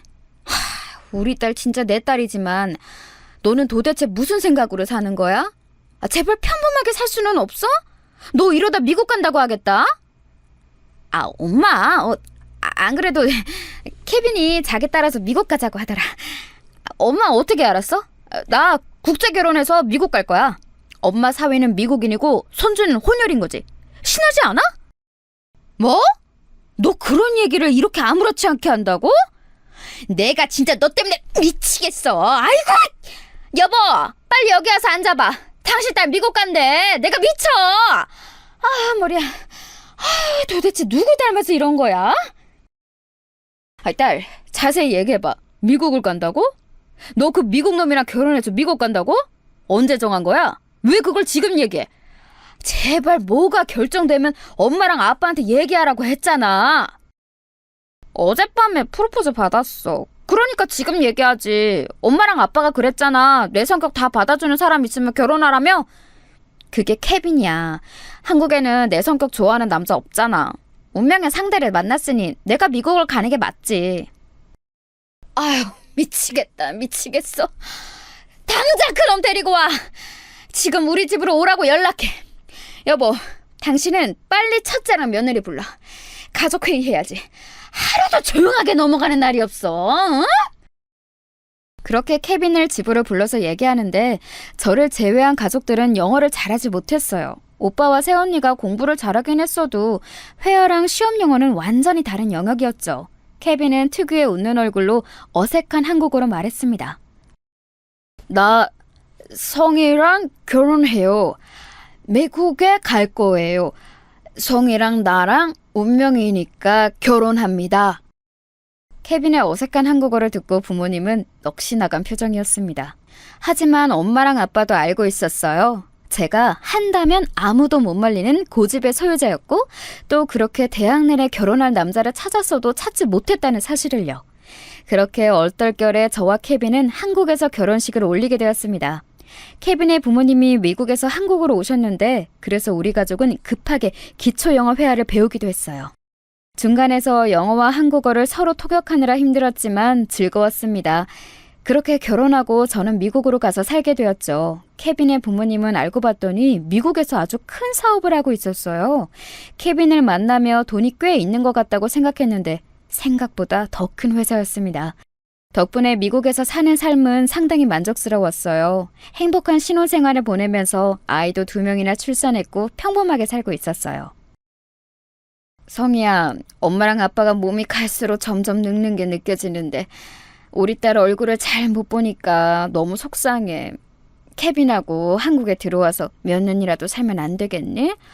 평생 미국에서 살면 엄마랑 아빠는 이렇게 1년에 겨우 한두 번만 보며 살아야 해?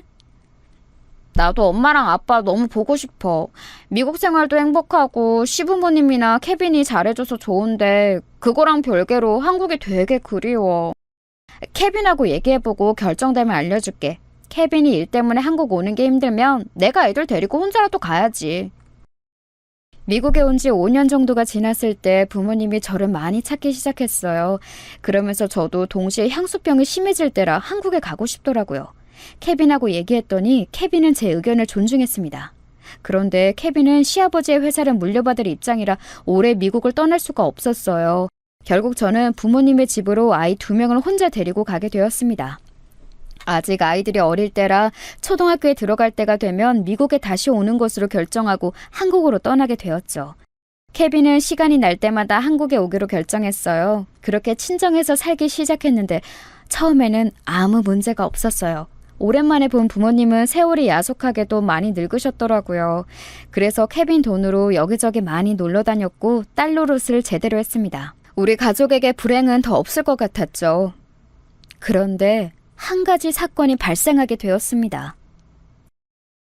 아니 막내야, 뭐라고? 이게 무슨 소리야? 얌전한 고양이가 부뚜막에 먼저 올라간다더니 뭐? 여자친구가 임신했다고? 아유 세상에. 아 여보, 성희야 어떡하니? 여자친구는 뭐 하는 사람인데? 뭐? 대학생이라고? 몇 개월이야? 8개월? 야, 너는 이제껏 8개월이 될 동안 얘기를 안 하고 도대체 뭐 한 거야? 제정신이야? 아, 속 터져. 인간아, 이 망할 놈아. 엄마, 오빠 부부 불러. 가족회의 하자. 3남매 중 제일 순하고 조용했던 막내가 벼랑간 사고를 쳤거든요. 어렸을 때 너무 순해서 엄마가 공격성을 배우라고 일부러 운동 도장에 보낼 정도로 조용했던 막내였어요. 유난히 작고 말라서 괴롭히는 사람도 많았죠. 그래서 제가 그런 친구들을 대신 싸워서 혼내줄 정도였는데 그런 막내가 무려 6살이나 차이 나는 대학생 여자친구를 데려왔어요. 그것도 임신 8개월이라 지울 수도 없는 상태였죠. 막내는 대학원에 다니고 있던 상태라 둘은 모은 돈이라고는 없던 상태였습니다. 게다가 더 어이없는 것은 올케의 부모님이었어요. 우리는 돈 없어요. 내놓은 자식이니까 알아서 하세요. 지원해줄 돈은 없고 있어도 쟤한테 줄 돈은 없으니까 알아서 하세요. 결혼식장에는 갈 테니 할 거면 말하세요. 할 말 없으니까 지원 관련해서 연락할 거면 하지 마세요. 심지어 올케는 집에서 내놓은 자식이더라고요. 사실 올케의 첫인상을 보고 저는 대충 짐작하긴 했습니다. 왜냐하면 그래도 결혼 허락을 받으러 오는 자리니 엄마와 저는 진심으로 열심히 준비했거든요. 그런데 올케는 손에 아무것도 들고 오지 않았고 심지어 음식 평가도 했습니다. 그런데 갈비찜이 되게 짜요. 소금 맛이 너무 강해서 못 먹겠어요. 제가 그리고 해산물을 안 좋아해서요. 이건 못 먹겠어요. 엄마랑 저는 전날부터 올케가 온다고 열심히 준비했는데 얼마나 민망했는지 몰라요. 일단 임신한 상태고 그래도 손님이니까 별다른 소리를 하지 않았습니다. 사실 제 원래 성격이었으면 당연히 한마디 했을 텐데 엄마가 식탁 밑으로 다리를 자꾸 쳐서 입을 꼭 다물고 있었어요. 막내와 올케는 모은 돈이 없었으니 결국 선택은 하나였어요. 우리 부모님과 같이 살게 되었습니다. 올케와 막내가 같이 사니까 제가 나가야 하나 싶었는데 어차피 몇 년 있으면 저는 다시 미국에 갈 거라 굳이 집을 따로 구하지는 않았어요. 그렇게 막내와 올케와 저는 한 지붕 아래에서 살게 되었죠.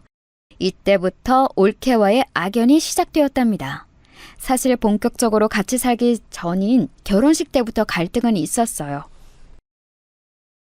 저는 꼭 호텔에서 결혼식을 하고 싶단 말이에요. 여자라면 당연히 이런 로망 하나씩은 있잖아요? 안 그래요, 형님? 형님은 제 마음 아시죠? 형님도 아주 좋은 고급 호텔에서 결혼했다면서요. 저도 남들이 볼 때 화려한 그런 곳에서 하고 싶어요. 인생에 한 번뿐인 결혼식인데 이 정도는 바랄 수 있잖아요. 우리는 남편 쪽에서 결혼식 비용을 내주셔서 가능했던 건데 지금 올케랑 성민이는 돈이 없잖아. 우리 형편도 그렇게 막 호텔 결혼식을 해줄 수 있을 정도로 돈이 많지 않아. 설사 있더라도 그 돈이면 둘이 살 단칸방이라도 구했겠지. 올케 그렇게 고집 부릴 때가 아니야. 현실과 타협하는 것도 중요하잖아. 형님! 어떻게 이러실 수가 있으세요? 본인은 비싼 드레스부터 할 거 다 해놓고 저한테는 이런 싸구려 예식장하고 남들이 입는 드레스 대여해서 대충 입으라고요? 그리고 막말로 제 친구들은 다 남편 쪽에서 집 해오던데 저는 이렇게 시부모님과 같이 살아야 하고. 뭐? 말이 심하네? 지금 우리 집이 본인 신혼집 못 해줬다고 뭐라 하는 거야? 그렇게 치면 올케는 뭐 혼수 가지고 올 수 있어? 올케네 부모님은 대줄 돈 없다고 딱 잘라서 말했잖아. 할 말이 있고 못할 말이 있지. 어머 형님, 왜 저한테 소리를 지르고 그러세요? 당황스러워요. 저 임신했는데 이렇게 임산부한테 노발대발 소리를 질러도 되는 거예요? 이러다 제 뱃속에 아기가 잘못되면 그땐 책임지실 건가요? 제가 이러려고 임신해서 결혼하는 줄 아세요? 너무해. 아이, 성희야, 너는 왜 애를 올리고 그래? 아우, 세아가, 우리가 미안하다. 우리도 성민이가 결혼할 때 주려고 모은 돈이 있는데 이렇게 빨리 갈 줄은 몰랐어. 일단 조금 더 모아서 나중에 아기 태어나고 몇 년 지나면 줄게. 응? 엄마, 뭐가 예쁘다고 줘? 그 돈이면 오빠랑 세원이한테나 줘. 이렇게 갑작스럽게 임신해서 결혼하는 애들한테 돈을 주고 싶어? 그리고 올케, 말은 똑바로 해. 누가 임신해서 결혼하라고 협박했어? 너희들이 그런 거를 왜 보상을 받으려고 해? 아무리 성격을 죽이고 꼭 참으려고 해도 올케는 도를 지나쳤어요. 결혼 전에 얼마나 부딪혔는지 모릅니다. 이런 제 성격을 이미 알던 막내는 제가 화를 내자 올케를 데리고 방으로 들어가거나 밖으로 나가더라고요. 그래서 결혼식을 정식으로 올리기도 전에 저는 올케와 틀어지게 되었습니다. 이런 사건이 몇 번 발생했고 급기야 나중에는 둘이 말도 하지 않았어요. 하지만 어차피 같이 살 예정이니 제가 더 나이도 많으니 먼저 다가갔습니다. 올케, 이제 결혼식 올리고 혼인신고하면 우리 정식으로 가족이 되는 거잖아. 그러니까 이제껏 안 좋았던 감정은 다 털어버리자. 어차피 같이 살 거니까 서로 안 좋은 감정을 간직하면 우리만 힘들 거야. 혹시 내가 했던 말이 상처가 되었으면 미안해. 네, 뭐 알겠어요. 저도 한 집에서 같이 사는데 불편한 관계로 있으면 힘들어요. 그럼 우리 잘 지내봐요. 그렇게 올케와 저는 화해 아닌 화해를 하고 같이 살게 되었는데 결혼식을 올린 후가 더 문제였어요. 올케가 임신한 상태로 결혼식을 올렸고 그래서 얼마 지나지 않아 출산까지 하게 되었습니다. 올케의 친정에서는 정말 하나도 도와주지 않았어요. 그래서 우리 집에서 조리원 비용도 대주었고 도우미 비용도 냈습니다. 우리 엄마는 맏며느리가 출산했다고 손수 시장에 가서 한우도 사오고 미역국도 끓여주셨어요. 그런데 아이를 낳아본 분들은 아실 텐데 신생아를 키우는 게 진짜 쉬운 일이 아니거든요. 올케는 본인이 낳은 아기면서 아기를 제대로 돌보지 않았어요.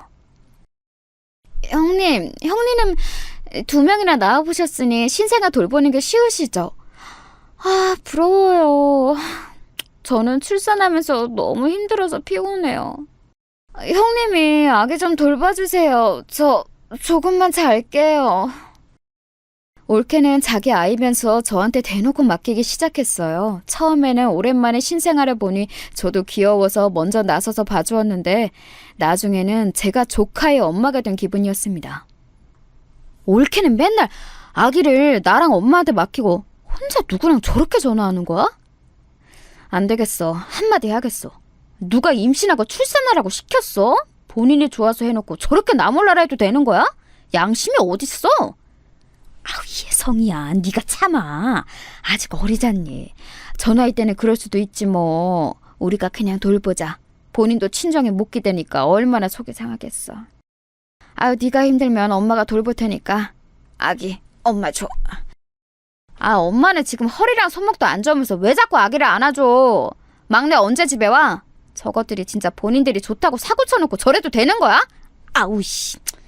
성희야, 참아. 엄마가 대신 미안해. 아우, 그러지 말라고. 엄마 얼굴 봐서라도 참아.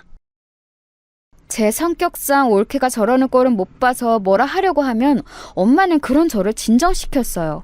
올케가 친정에서 내놓은 자식이니 그게 그렇게 안쓰러웠나 봐요. 저도 그래서 참을 인을 몇 개나 새기며 조카를 돌봤습니다. 저도 어린 나이에 시댁에서 아기를 낳고 생활하는 올케의 처지를 생각하니 인간 대 인간으로 안쓰러웠죠. 자기도 마음 둘 곳이 없으니 본인 친구들과 통화하며 견디는 거라고 생각했습니다. 조카의 육아를 저와 엄마가 다 하고 올케는 본인 친구와 통화하거나 놀기 바빴어요. 그런 행패를 꾹 참던 어느 날 제가 폭발하게 된 계기가 생겼습니다. 바로 새언니 관련이었어요. 새언니는 둘째 조카를 낳다가 몸이 심하게 안 좋아졌어요. 생명이 위독해서 의사가 오빠에게 언니나 아기를 선택하라고 할 정도로 심각했었습니다. 결국 기적적으로 언니와 조카 둘 다 살아났지만 언니는 병원에 몇 달을 입원해야 했어요. 다행히 조카는 문제가 없었지만 새언니는 조금만 무리해도 쓰러지거나 힘들어했어요. 그래서 우리 집에 오면 저와 엄마는 새언니에게 정말 말 그대로 물 한 방울 묻히게 하지 않았습니다. 언니는 워낙 천사 같은 성격이라 제가 많이 좋아했었고 사람이 순수하고 맑았어요. 새언니가 집에 와서 아무것도 하지 않아도 그냥 얼굴만 봐도 좋았습니다. 당연히 아픈 사람에게 뭘 시키고 싶은 마음도 없었고요. 이런 상황에서 그날은 명절이라 새언니랑 오빠가 방문한 날이었어요. 오빠도 조카가 2명이나 있어서 집안은 아이들로 북적거렸습니다. 자식들과 손주들이 집에 가득하니 부모님도 기분이 아주 좋은 상태였어요. 그래서 평소에 잘 드시지 않던 술도 많이 드셨죠. 분위기가 무르익은 상태였는데 다들 기분도 좋았습니다. 그때 마침 올케가 화장실에 다녀오는 상태였어요. 부엌하고 제일 가까운 위치여서 저는 아무 의도 없이 말을 꺼냈는데 황당한 대답을 들었습니다. 올케, 오면서 부엌에서 사과 한 칼 가져다 줄 수 있어? 과일이 먹고 싶네. 사과는 내가 자를 테니까 올케가 식탁 위에 있는 사과만 들고 와주라. 고마워. 형님, 저 아까부터 계속 요리하고 음식 날랐던 거 아세요? 왜 자꾸 저한테만 시키시는 거예요? 같은 며느리인데 이렇게 대우가 달라도 되는 거예요? 지금 저 아무것도 없이 결혼했다고 눈치 주는 건가요? 서러워서 못 살겠어요. 응? 아니, 새언니는 몸이 안 좋아서 일부러 내가 아무것도 하지 말라고 했던 거야. 그리고 나랑 엄마가 요리 다 했고 올케는 음식 그릇만 몇 개 나른 거잖아? 그게 그렇게 기분이 나빴어? 우리 엄마도 며느리들한테 뭐라 하는 분 절대 아닌데 당황스럽다. 동선 미안해요. 나도 도와야 하는데 내가 조금만 무리해도 몸이 안 좋아서. 아이고, 나 때문에 좋았던 분위기가 이렇게 됐네. 어떡하지? 동서 화 풀어요. 내가 미안해요. 응? 언니가 왜 미안해요? 언니한테 안 시키는 것처럼 올케한테도 저 안 시켜요. 그냥 사과랑 칼을 가져다 달라고 했던 게 그렇게 못할 짓인가? 오늘도 새벽 5시부터 일어나서 요리하고 준비한 거 저예요. 순식간에 좋았던 분위기는 찬물을 끼얹은 분위기가 되었어요. 저도 평소 같으면 참았을 텐데 새언니가 미안해서 올케에게 사과하는 모습을 보자 참을 수가 없더라고요. 이렇게 여자들끼리 싸우기 시작하자 엄마와 남자들도 나서서 말리기 시작했습니다. 명절이라 간만에 본 얼굴들이 반가웠는데 올케 때문에 분위기가 엉망이 되었죠. 여보, 왜 그러는 거야? 그렇게 속상한 일이 있으면 나한테 먼저 얘기해달라고 했잖아. 왜 다 모여있는데 그러는 거야? 형수님, 누나, 미안해. 당신은 무슨 일이 있어도 내 편을 들어줘야 하는 거 아니야? 이 집안에서 내 편은 아무도 없는 거냐고. 나 진짜 이대로는 못 살아. 서러워서 죽겠다고. 올케, 말은 똑바로 해. 가족끼리 무슨 편이야? 우리가 지금 무슨 전쟁 나가? 말을 왜 그렇게 믿게 하는 거야? 그리고 새언니는 얼굴 보면 얼마나 본다고 그러는 거야? 명절에 한두 번 보는데 그냥 올케가 조금 참으면 되잖아. 그동안 나랑 엄마랑 참아주니까 사람이 우스워? 누나 잠시만. 내가 미안해. 대신 사과할게. 누나 참아! 결국 저는 본래 성격을 드러내게 되었어요. 올케는 2눈을 동그랗게 뜨고 저를 쳐다보더라고요. 그동안 꾹 참았던 게 폭발해서 올케 앞에서 할 말을 하며 큰 소리를 내자 올케는 기가 죽어 아무 말도 하지 못했습니다. 진짜 보자 하니까 어이가 없네. 올케 제정신이야? 내가 심지어 올케 자식도 돌봐줬는데 사과 하나 가져다 달라고 했다가 이런 일을 겪어야 해? 올케가 생각해도 어이없지 않아? 아우 씨. 올케에게 삿대질하며 소리를 지르자 올케는 얼굴이 하얗게 질리더라고요. 다른 사람들은 제 성격을 이미 알고 있었는데 올케는 제가 그렇게 난리치는 것을 처음 보는 상황이었어요. 결국 첫째 오빠와 막내 동생이 저를 방으로 데려가 진정시켰습니다. 천사 같은 새언니는 중간에서 난처한 얼굴을 하며 눈물까지 보였죠. 이 사건이 일어나고 올케와 저는 서로 어색한 상태로 지내게 되었습니다. 저도 올케도 서로 사과하지 않았어요. 서먹한 상태로 지내던 어느 날 남편에게 연락이 왔습니다. 성희, 나야. 이제 애들도 학교에 입학할 때가 되었으니 미국에 오는 게 어때? 부모님도 성희랑 우리 아이들 많이 보고 싶어 해. 당연히 나도 우리 가족들 보고 싶어. 애들이 미국에 오더라도 방학마다 한국에 가기로 약속할게. 케빈, 안 그래도 내가 연락하려고 했어. 나도 이제 미국 다시 가고 싶어. 애들 데리고 다음 달에 들어갈게. 애들도 아빠 많이 보고 싶어 하더라고. 나도 당신하고 같이 살고 싶어. 사실 우리 아이들이 혼혈이라 어디를 가더라도 주목을 많이 받던 상태였어요. 그리고 태어난 곳이 미국이라 한국어가 조금 서툴기도 했습니다. 그래서 아이들이 적응을 잘하는 상태는 아니었어요. 마침 올케와도 매우 어색한 상태라 아이들도 눈치를 보던 상황이었거든요. 그래서 저는 미국으로 돌아갈 준비를 시작했습니다. 그런데 한 가지 문제가 발생했어요. 바로 우리 부모님의 건강이었습니다. 부모님이 나이가 들며 두 분이 병원도 많이 가고 몸이 쇠약해지셨어요. 특히 아빠는 암까지 걸리셔서 집에서 간호가 필수였습니다. 누나, 내가 어차피 모시고 사니까 책임지고 엄마랑 아빠 돌볼게. 그러니까 너무 걱정하지 말고 미국 가. 무슨 일 생기면 반드시 연락할 테니까 그건 걱정하지 말고. 혹시라도 엄마랑 아빠가 돈 때문에 병원에 가기 힘들어하면 언제든지 말해. 그리고 누나가 너무 미안하니까 미국에서 생활비도 너 월급만큼 보낼게. 그러니까 올케랑 부모님 잘 부탁해. 알겠지? 알겠어. 아내도 저번에 그 이후로 누나랑 부모님한테 미안했는지 계속 얘기 꺼내더라. 누나도 미국 가서 매형하고 애들하고 행복하게 살아. 어차피 명절 때는 한국에 올 거라며? 몸 조심히 가고 무슨 일 있으면 누나도 꼭 연락해줘. 알겠어. 나도 올케한테 부모님 맡기고 가는 거 마음이 좋지는 않아. 고맙게 생각하고 있으니까 성민이 네가 올케한테 말 잘해줘. 오빠랑 새언니도 너희 부부에게 미안하게 생각하더라. 저는 아이들을 데리고 미국으로 다시 갔고 거기서 케빈의 도움으로 잘 정착할 수 있었어요.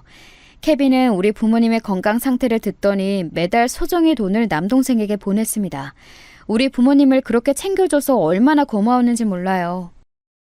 엄마, 몸은 어때? 괜찮아? 올케가 잘 챙겨주고 있어? 내가 옆에 있어야 하는데 미안해. 병원 갈 때 무조건 택시 타고 가. 그러라고 내가 돈 보내주고 있는 거니까. 알겠지? 그럼 걱정하지 마. 엄마 잘 지내고 있어. 오늘도 막내가 나랑 네 아빠 데리고 병원 데려간다고 하더라. 확실히 늙으니까 몸이 예전 같지 않아. 너야말로 잘 지내고 있는 거지? 케빈은 어때? 우리 애들도 보고 싶네. 아유, 우리야 너무 잘 지내서 아무 소식이 없어. 엄마가 예전에 말했던 평화롭고 평범한 생활을 하는 중이야. 오히려 너무 단조로워서 문제라니까? 애들도 확실히 예전보다 적응도 잘하고 나는 문제가 없어. 그렇다면 다행이네. 성희야, 엄마 이제 병원 갈 준비해야 해서 이만 끊을게. 케빈에게 안부 전해줘. 엄마가 아빠한테도 너한테 연락 왔다고 얘기할게. 다음에 다시 연락하자. 미국에 와서도 저는 부모님과 연락을 꾸준하게 주고받았어요. 올케가 불편할 수도 있어서 직접적인 연락은 주고받지 않았고 엄마나 남동생을 통해 안부를 전했습니다.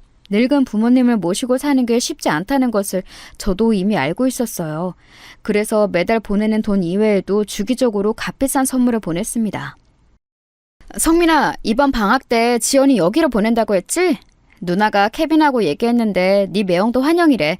그러니까 지연이 걱정하지 말고 누나가 책임질 테니까 보내. 혹시 몰라서 얘기하는데 경제적인 그런 거는 신경 쓰지 마. 누나, 진심으로 고마워.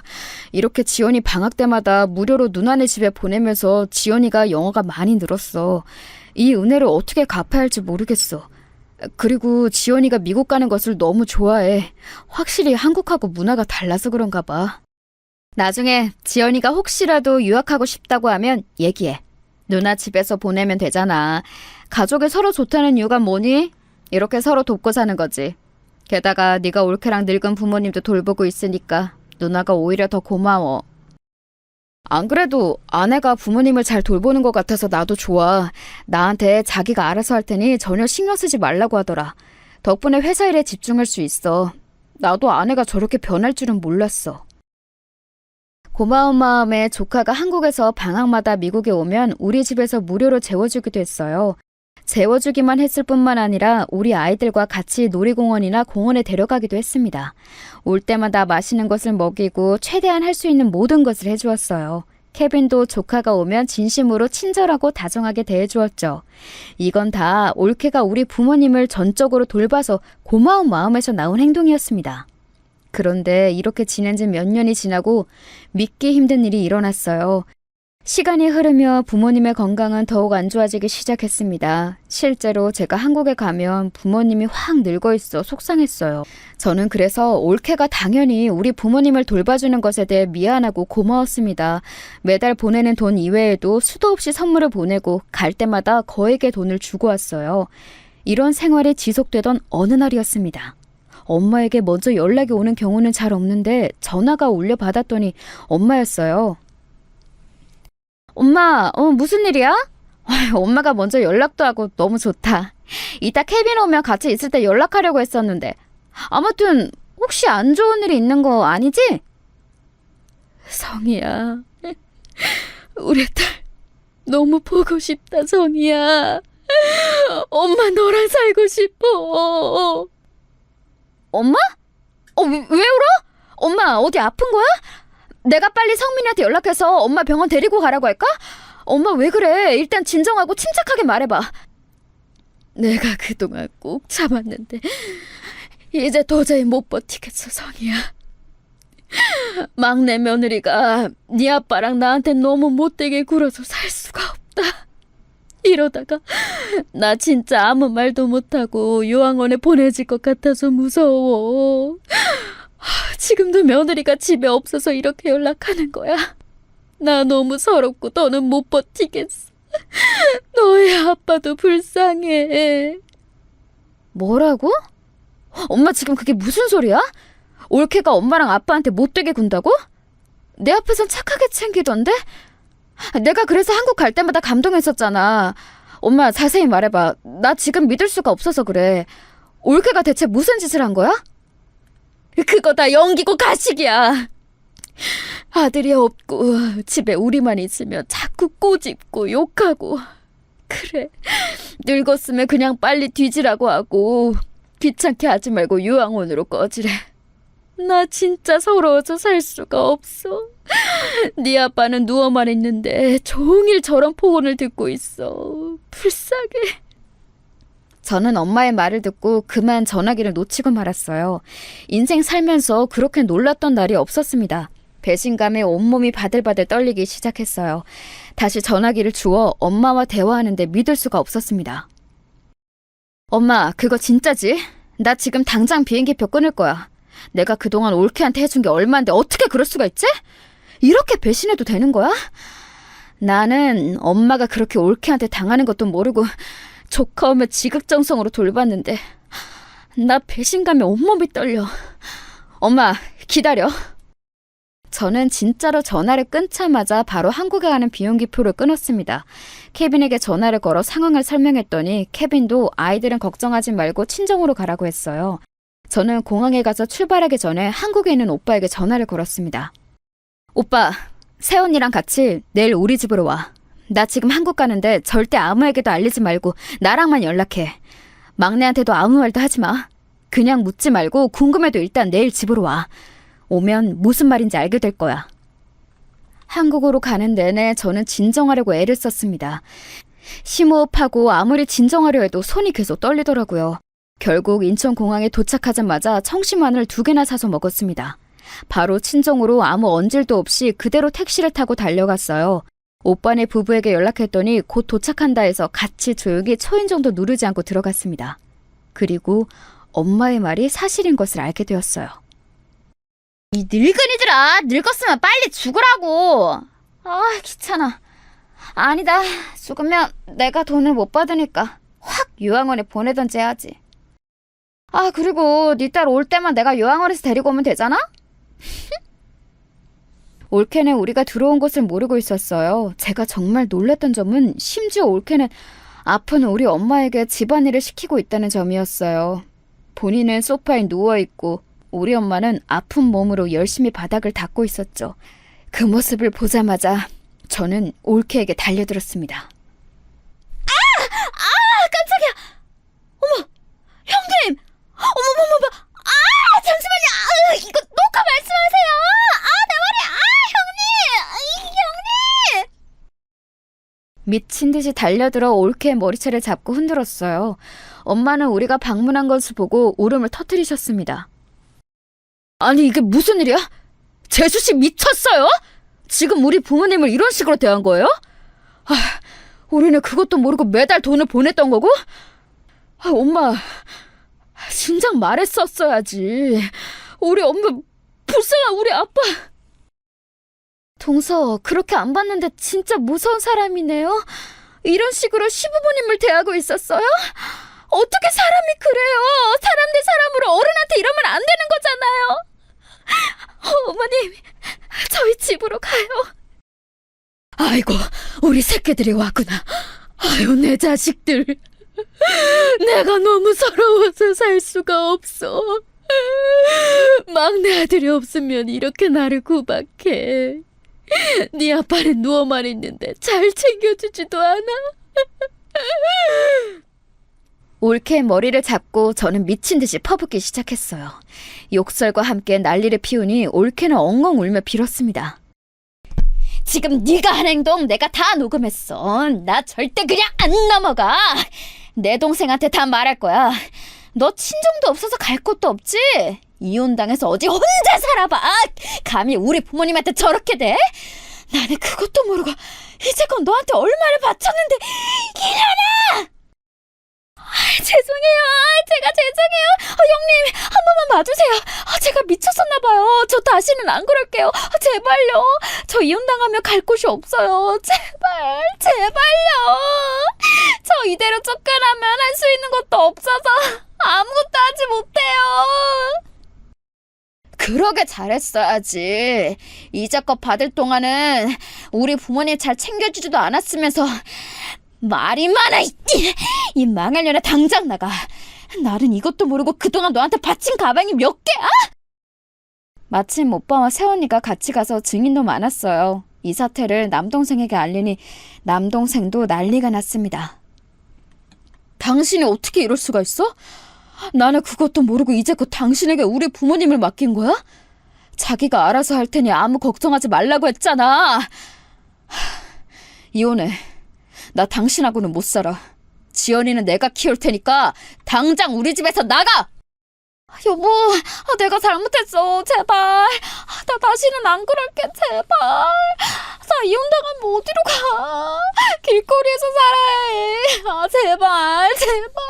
형님, 어머님, 제가 잘못했어요. 용서해주세요. 올케는 손이 닳도록 싹싹 빌기 시작했어요. 하지만 가족들은 이미 그 광경을 봤으니 마음을 돌리지 않았습니다. 특히 남동생이 아내에 대한 배신감이 아주 심했어요. 알고 봤더니 본인이 알아서 다 챙길 테니까 동생 보고 신경 쓰지 말라고 했더라고요. 그러면서 받을 돈은 다 받고 있었던 거예요. 모든 사실이 탄로나고 실제로 남동생과 올케는 그대로 이혼하게 되었습니다. 그리고 부모님은 천사 같은 새언니와 첫째 오빠가 모시기로 결정했어요. 무려 새언니가 나서서 우리 부모님을 모시고 싶다고 얘기했습니다. 케빈에게 말했더니 올케에게 주었던 돈의 2배를 새언니에게 주자고 하더라고요. 아휴, 저는 돈 필요 없어요. 그동안 우리 시부모님께 받은 사랑이 얼만데요. 괜찮아요. 언니처럼 이렇게 착한 사람이 제 새언니라니 저는 너무 기뻐요. 언니, 부담스럽게 생각하지 말고 잘 들으세요. 케빈하고 얘기했는데 아무래도 아픈 노인 2분 모시는 거 힘들잖아요. 고급 아파트를 새로 사드릴 테니 거기 들어가서 사세요. 천사 새언니는 끝까지 돈을 받지 않겠다고 했습니다. 그래서 저와 케빈은 상의 끝에 서울 강남에 있는 고급 아파트를 얻어주었어요. 그리고 거기서 우리 부모님과 첫째 오빠 부부는 같이 살고 있답니다. 확실히 부모님도 오빠네와 같이 산 뒤로 건강이 확연하게 좋아졌어요. 혈색도 예전과 다르고 새언니가 잘해줘서 오히려 건강이 좋아지더라고요. 그래서 지금은 아무 걱정 없이 잘 살고 있답니다. 올케는 어디서 뭐를 하고 지내는지는 모르겠지만 솔직한 심정으로는 잘 살지 못했으면 좋겠어요. 우리 부모님한테 했던 짓을 떠오르면 평생 거지처럼 살길 바랍니다. 여기까지가 제가 준비한 사연인데요. 여러분 어떻게 들으셨나요? 재밌고 흥미롭게 들으셨으면 다행입니다. 그럼 이만 마치겠습니다. 들어주셔서 감사합니다.